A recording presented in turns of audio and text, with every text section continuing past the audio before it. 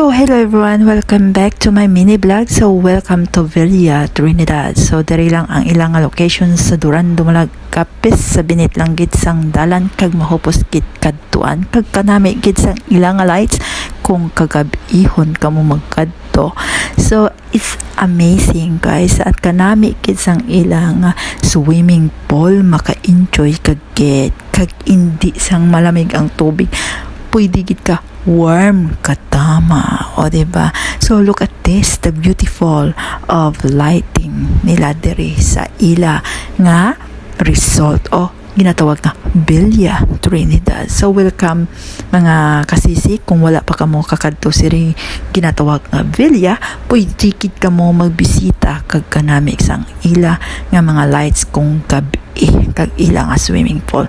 So sooner po ay open sila ng kanilang hotel at kung gusto ninyong magpa-cater, may cater ata sila, pwede din kayo mag-celebrate ng mga birthday dito or kasal ninyo kasi may parang may gym sila dyan na tinatawag. So sa mga malapit dito is very nice. Katulad namin ay malapit kami dito sa tinatawag na Villa Trinidad kay siyempre kasi ni mother.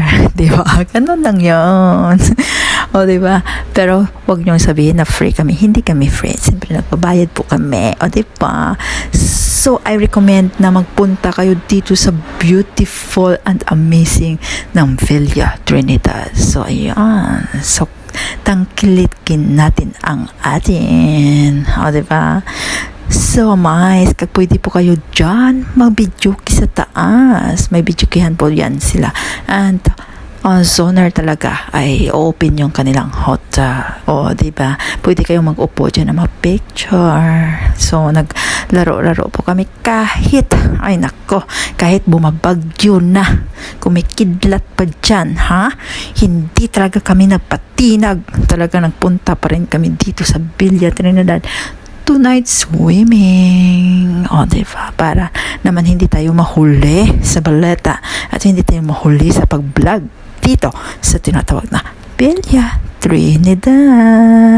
O, diba? Look at this. O, diba? Nakarating mga 11 o'clock na kami umuwi dahil itong dalawang batuta ay ayaw umuwi pa. Mag-swimming. Ay, just me, umuulan na. O, diba? Umuulan na talaga dyan. So, ayan. So, na-play po kami. Maganda talaga yung lights nila dito pag gabi. Pag umaga po, hindi po kami nakapunta kasi siyempre umuulan, may bagyo. Hindi kami makapalego, hindi kami ka-swimming ng tinatawag na Villa Trinidad. So, I recommend you guys sa mga hindi pa nakapunta dito, magpunta na kayo. It's very nice and amazing. Lalo pa paggabi ang inyong night swimming. Maka-enjoy talaga kayo kasi hindi masyadong maraming tao na nagsiswimming paggabi. So, diba? At least, relaxing. O, diba? So once again, welcome to Villa Trinidad and see you soon again. Follow for more.